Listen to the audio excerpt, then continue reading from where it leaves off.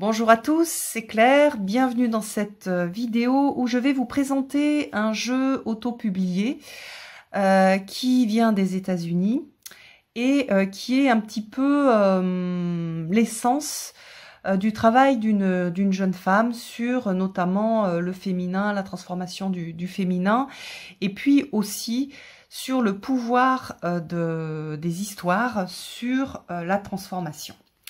Alors, cette jeune femme, elle s'appelle Jessica... Ah, il n'y a pas le... Qu'est-ce que j'ai fait Jessica, zut. Jessica Z.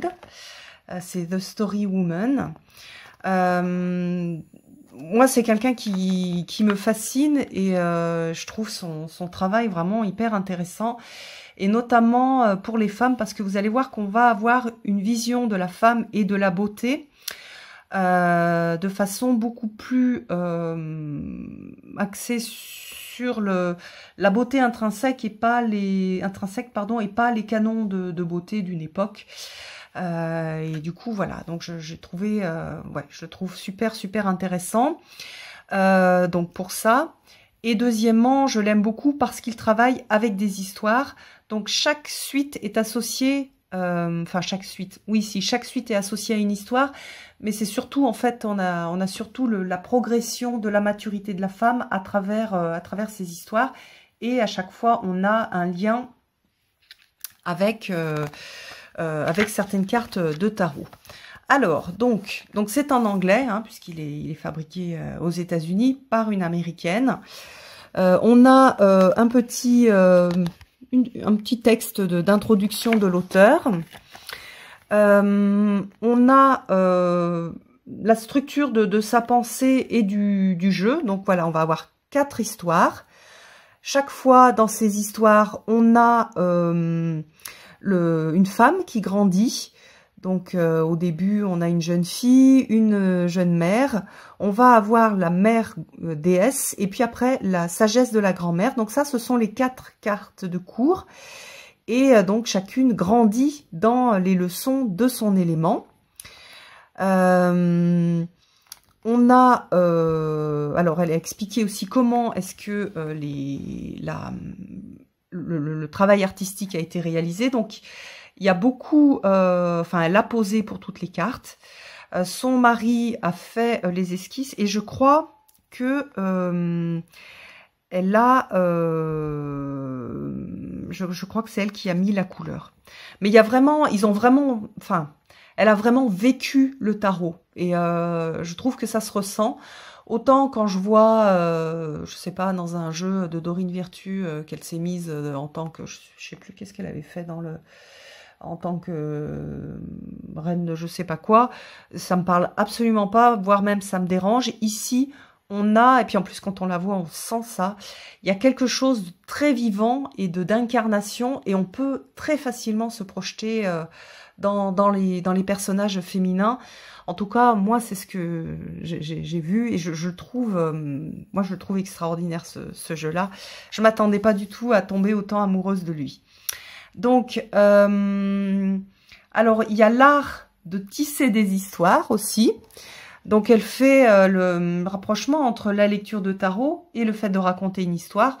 En fait, c'est tout à fait juste, c'est-à-dire que quand on va regarder les cartes de tarot, on va raconter une histoire qui va être l'histoire de la compréhension de la situation, etc. Et on cède en fait des images pour que cette histoire, elle prenne naissance. Alors pas histoire comme en tant que quelque chose d'inventé, mais histoire en tant que quelque chose de présenté sous forme de... et qui est super, qui est super, je trouve, intéressant. Donc elle propose un tirage aussi.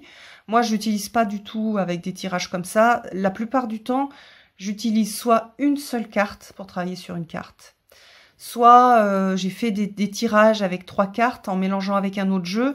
Mais je pense que c'est pas du tout un jeu où on va faire des très grands tirages.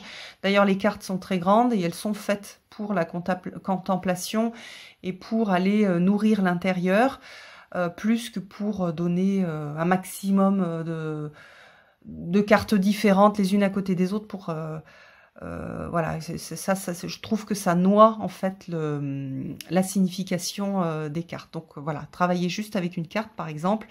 De quelle carte j'ai besoin pour travailler mon féminin, pour guérir mon féminin. Je vais prendre une carte ou je vais prendre voilà peut-être 3 cartes, mais pas plus.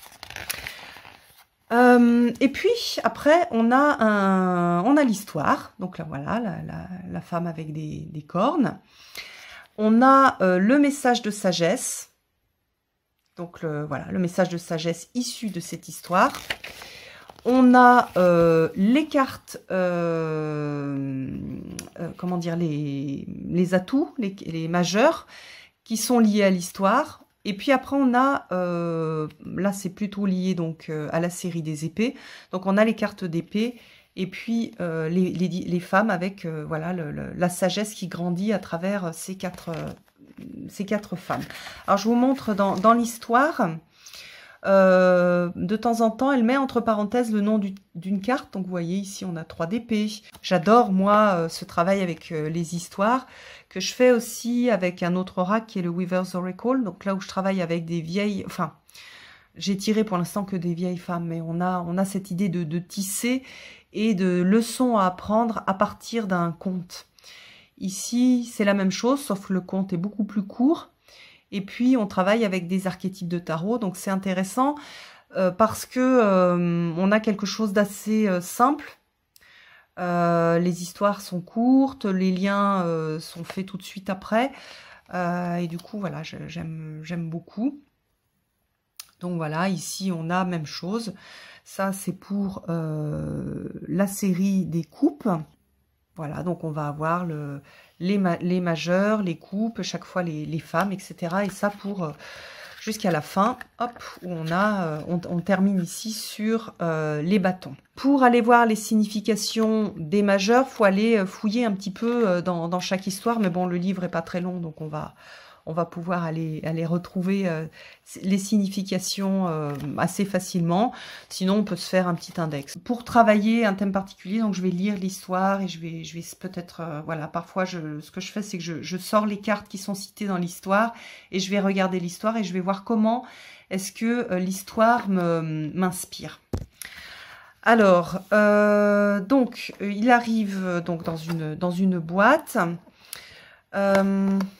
On a des petits messages qui sont super intéressants. Voilà, l'art de raconter des histoires, c'est un art de guérison, comme le tarot.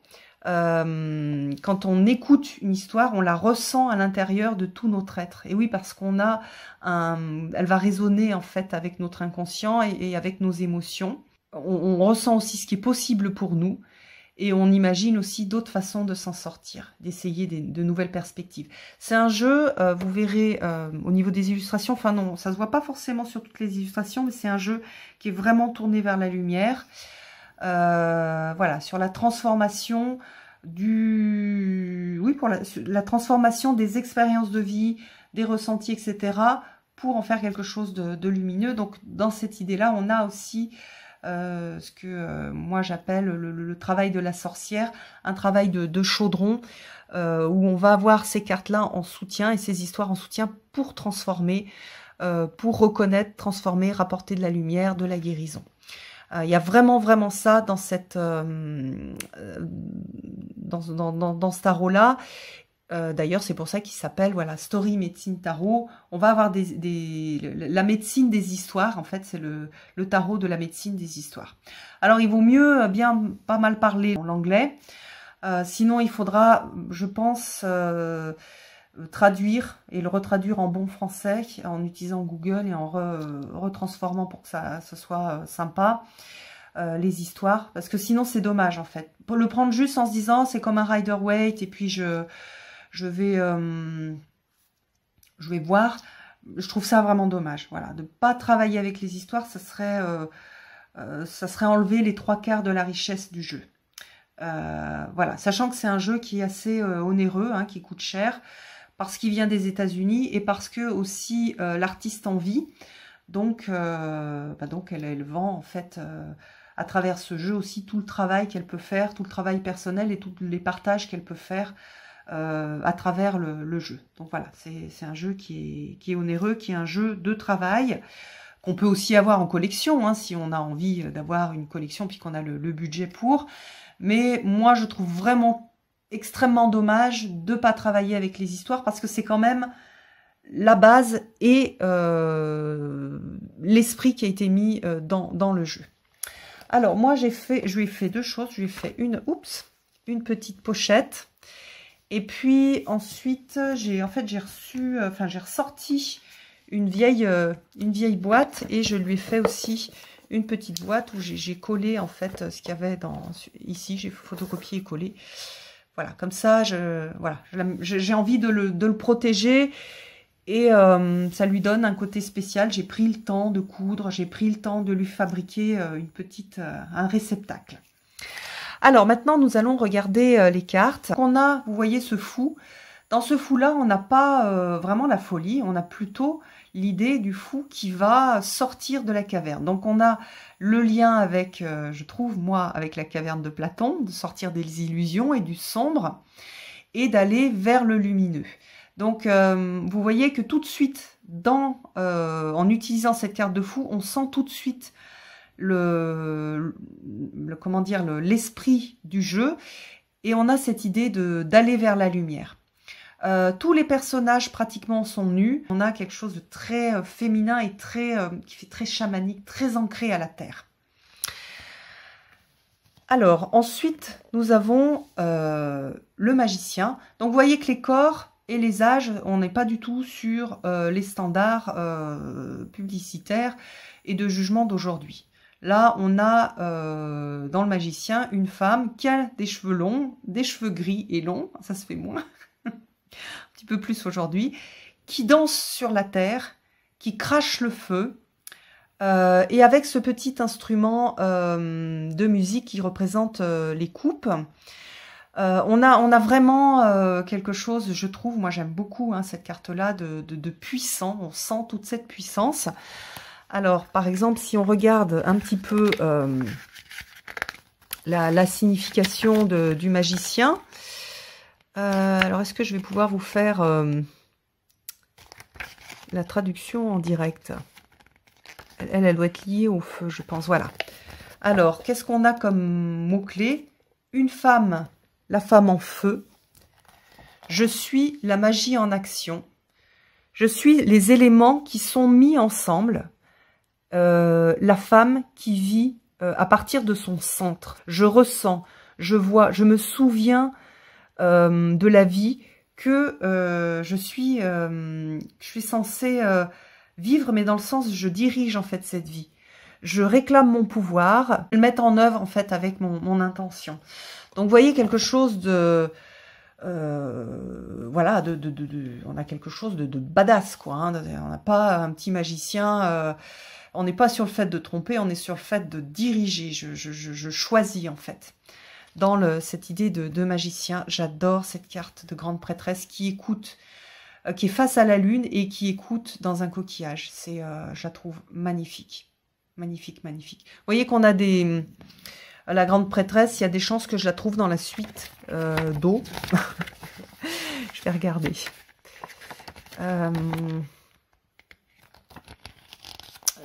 Voilà, voilà, vous voyez qu'ici, on est bien dans la suite de coupe. Hein, on a quelque chose là dans le feu, on retrouve bien, et ici, on l'a dans l'eau. Elle est magnifique, elle est juste magnifique. J'adore cette grande prêtresse. Elle marche sur l'eau. On a cette lune, cette pleine lune et le coquillage. Et c'est vrai que pour travailler le féminin, moi j'ai un jeu avec des petits coquillages et je trouve intéressant. D'ailleurs, ça me fait penser que je pense que je vais faire des petits tirages en associant les coquillages et ce jeu-là. L'impératrice, donc vous voyez qu'on a une femme qui accouche et on a un tambour. Donc c'est pas des petites cartes mignonnes de licorne et de petites princesses. Hein. On est dans quelque chose d'incarné. On est on a l'esprit en fait qui est incarné dans la matière. On n'est pas du tout sur un jeu qui est éthéré. On est sur un jeu d'incarnation. Je trouve ça hyper intéressant, notamment pour toutes les personnes qui travaillent la spiritualité, d'être sur quelque chose d'incarné. Parce que l'histoire, c'est, en tout cas dans ce que moi je crois, c'est vraiment cette incarnation de l'esprit, ce travail de l'esprit avec un E majuscule à travers la matière. Donc là, on a cette idée-là. Et on a la femme qui enfante. Alors, on n'est pas obligé d'être une femme avec des codes standards.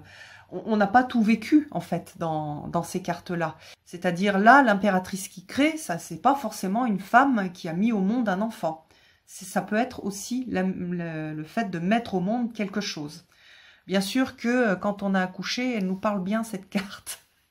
Et qu'on ressent bien dans notre corps l'accouchement. Mais l'accouchement d'un projet aussi, on va le voir à travers ça. C'est pareil, moi je suis pas grand-mère, mais je vais voir dans la grand-mère quelque chose. Une sagesse aussi, peut-être de toutes les grand-mères qui vont m'apporter ce message-là.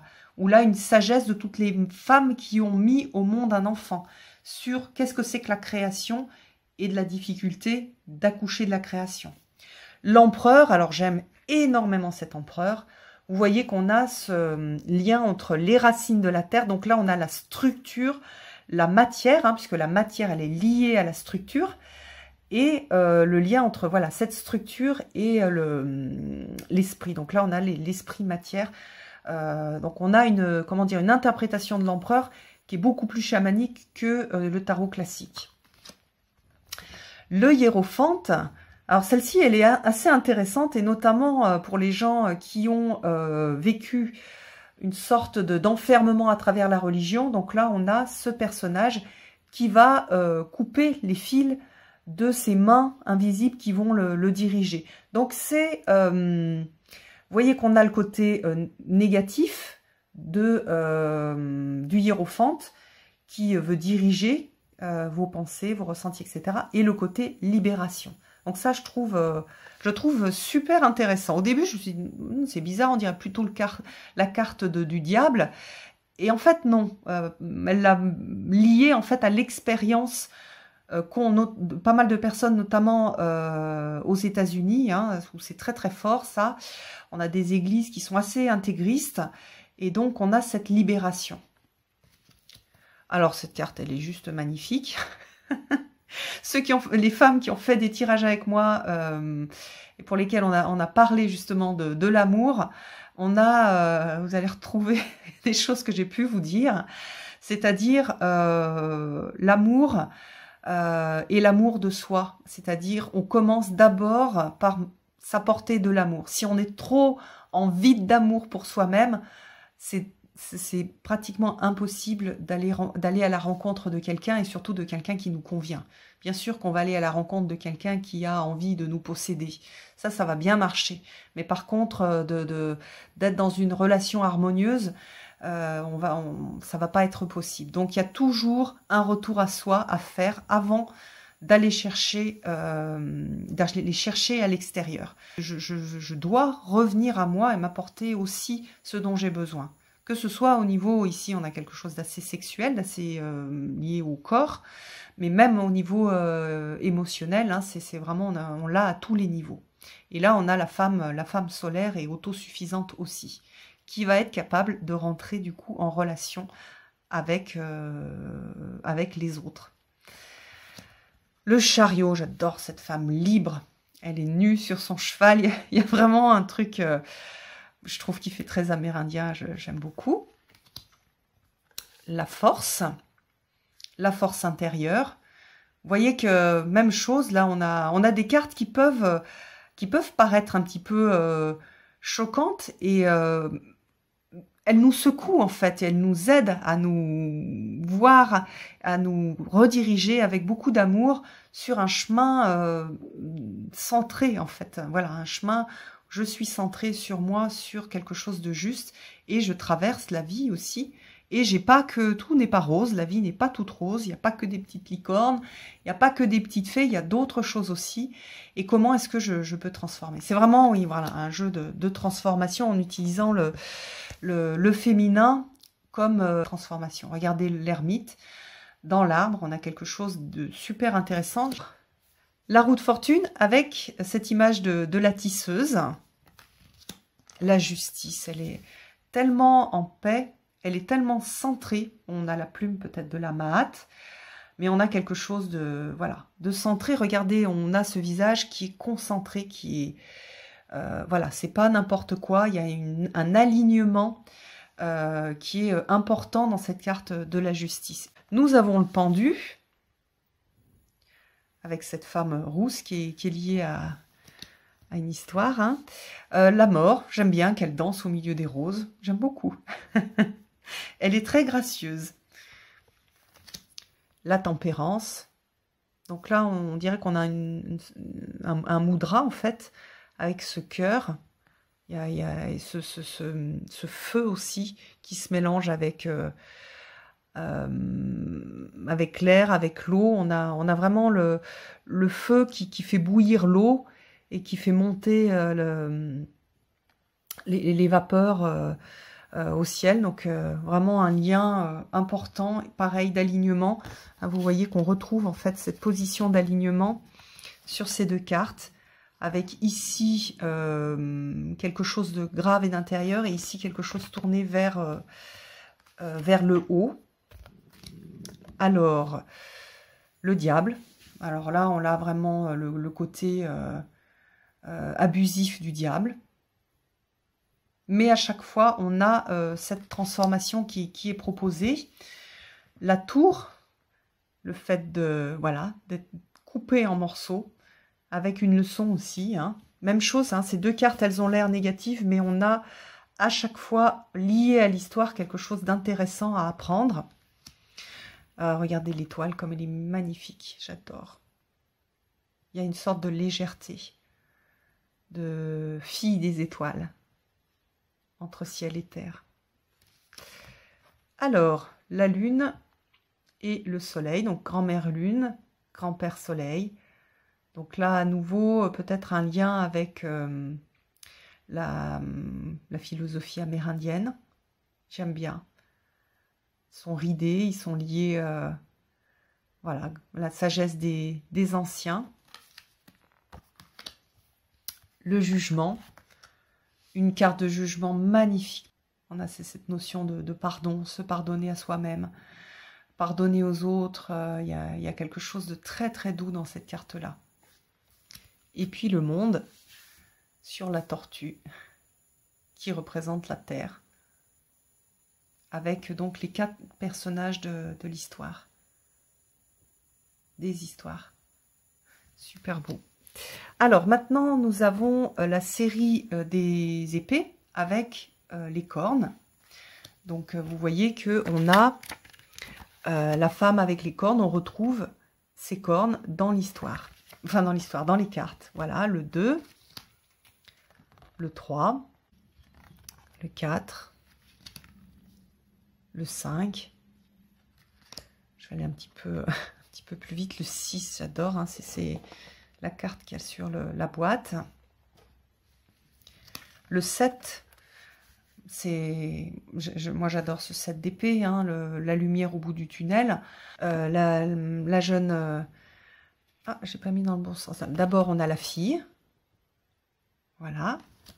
La jeune mère. Avec ce côté un peu en mouvement. La déesse. Et puis... la grand-mère d'épée. Elle est hyper intéressante, celle-là. J'aime beaucoup. Au début, je me suis dit, oulala, qu'est-ce que c'est que cette grand-mère? Elle est bizarre. Mais là, voilà, ces épines pour se protéger le cœur. Vous voyez qu'elle a le cœur... vous voyez qu'on a la rose, en fait, qui grandit. Hein. Vous voyez qu'ici, on a le bouton de rose. Ici, on a la rose qui commence à s'ouvrir. Là, on a la rose encore plus ouverte. Et ici, elle est pleinement ouverte. Et... la grand-mère est devenue cette rose avec ses épines. Il y a vraiment de jolis symboles. Alors après, les coupes, en fait, c'est une sorte de calebasse qui est utilisée pour parler avec la grand-mère, en fait, de Great Mother God. La déesse de la grande-mère. Donc il y a vraiment, avec cette suite de coupes, cet instrument qui permet de contacter cette déesse grand-mère,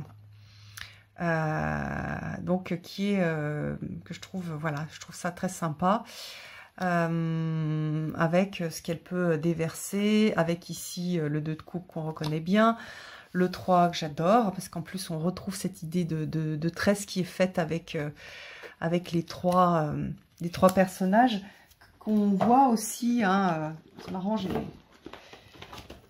qu'on voit ici dans cette carte de runes, et que voilà, en fait j'aime beaucoup utiliser ces deux jeux ensemble. Voilà, le 4 de coupe, le 5, le 6, voilà, vous voyez qu'on a cette plongée avec ce coquillage et cette perle. À nouveau, le lien avec le coquillage. Le 7 de coupe, le 8. Donc là, on reconnaît, hein, le rider. Le 9 de coupe avec cette offrande du cœur. Et puis le 10. Et ensuite, on retrouve, hein, voilà, on a la jeune fille. On a la jeune mère. On a la grand-mère. Et puis, on a la déesse, on va dire la déesse mère.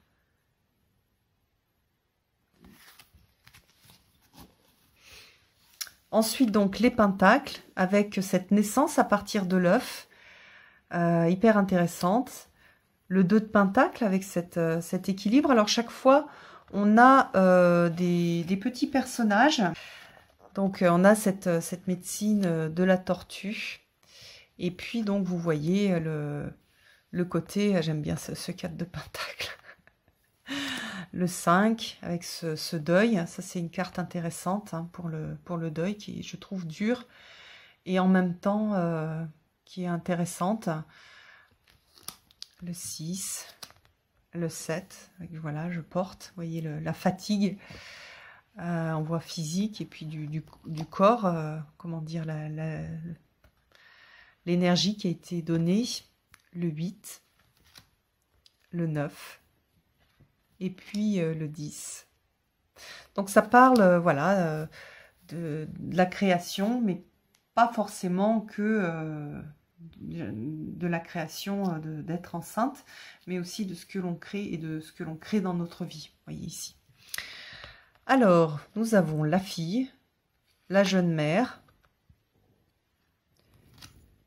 la grand-mère et la déesse mère de pentacle. La déesse mère, en fait, elle est ici, hein. On a d'abord la déesse mère et après la grand-mère, avec des énergies différentes.